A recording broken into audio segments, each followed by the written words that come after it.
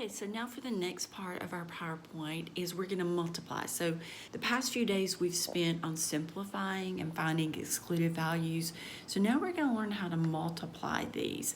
And so here's as a multiply, assumed all the expressions are defined. So here we see we have problem 2a, which is 3x to the 5th y cubed over 2x cubed y 7th times 10x cubed y to the 4th over 9x squared y to the 5th.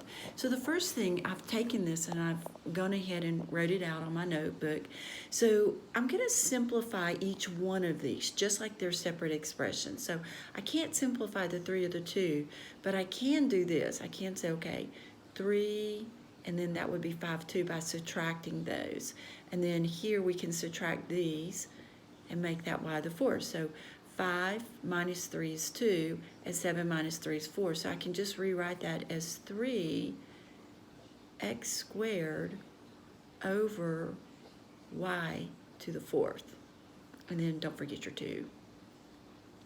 Okay, times, and then we're going to do the same thing over here. So we can't simplify the 10 or the 9, but I can say 3 minus 2 is 1, and then 5 minus 4 is 1. Just like that. And then we're just going to rewrite that as 10x to the first power over 9, and that canceled out, over 9y to the first power. So that would be my next step. Okay, so as you can see, that's exactly what I did. Now we're just going to multiply straight across. 3 times 10 is 30.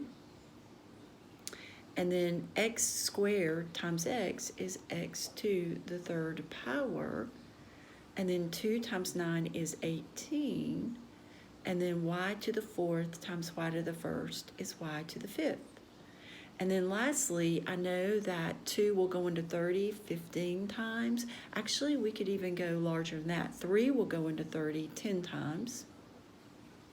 I think we can even go larger than that. 6 will go into 35 times, and 6 will go into 18 3 times. And then these two will not simplify because it's just an x and a y. So x cubed y to the 5th power. And that will be your answer. Remember, between 30 and 18, you want to find the largest number that will go into both, and 2 will go into them, 3 will go into them, but so will 6. So your answer should be, well, they've got 30, which reduces down to 5x cubed over y to the 5th. Okay, so now we're going to take a look at 2b. Now 2b, we actually have x minus 3 over 4x plus 20 times x plus 5 over x squared minus 9. So I'm first of all going to have to look at each expression. I have 1, 2, 3, 4 expressions, and I have to see if I can simplify them. Well, I can't simplify the x minus 3, so we're just going to put him on top. But I can simplify this 4x plus 20 because we know 4 will go into itself and 20, so I can factor that out. So we're just going to undistribute that 4. Okay, now the x plus 5 cannot be simplified.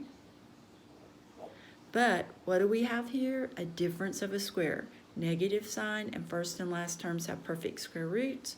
So it's just going to become an x plus 3 and x minus 3. Well, you may say, well, we can't do any cross-canceling, but we actually can. Not only can, not cross-canceling, but canceling within the fraction itself. You can cross-cancel. So I can go jump across the multiplication sign here, and we can cancel that, and we can cancel that. And then just multiply straight across. Now, because everything canceled out here, it's just going to be 1 in the numerator. And then 4 times x plus 3. Okay, so you see here? Now, they went ahead and multiplied it together. You can do that and cancel everything out. But this is going to be our answer. Okay, so now we're going to say, all right, you try. So I've gone ahead and wrote these problems out together. So if you want to stop the video and try these yourself and see how you do with both of these, go ahead. I'm going to go ahead and keep on working. So here we have x over 15, x to the 7th over 2x, and 20 over x to the 4th. Now, you can simply just multiply across and say x times x to the 7th is x to the 8th, and that would be 20x to the 8th over 15 times 2 is 30, and then x times x 4th is x to the 5th. And then simplify from there. So we know that 10 will go into both 20 and 30, so that would be 2 over 3, and then 8 minus 5 is x cubed. So your answer would be 2x cubed over 3. And there you go. Okay, now the second one, we're first of all going to have to take each of these expressions and see if they can be simplified. We know in this one we can factor out that 10. And then here we're going to factor this into 2 parentheses. And both our signs are going to be a negative. Anytime your third term is a positive, we know that both the signs will be a negative or they both will be a positive. And because my middle term is a negative, I know they're both going to be a negative. So now we're going to just take our factors of x squared, which is x, and our factors of 8 that add to 6, which is 4 and 2.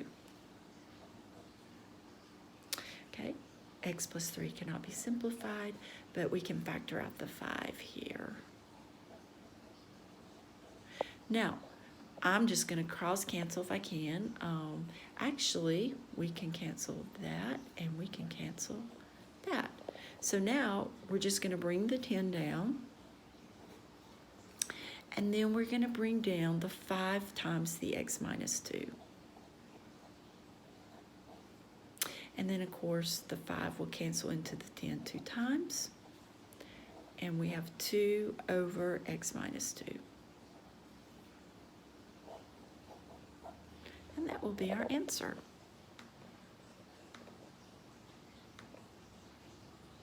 And now we're going to go to dividing next.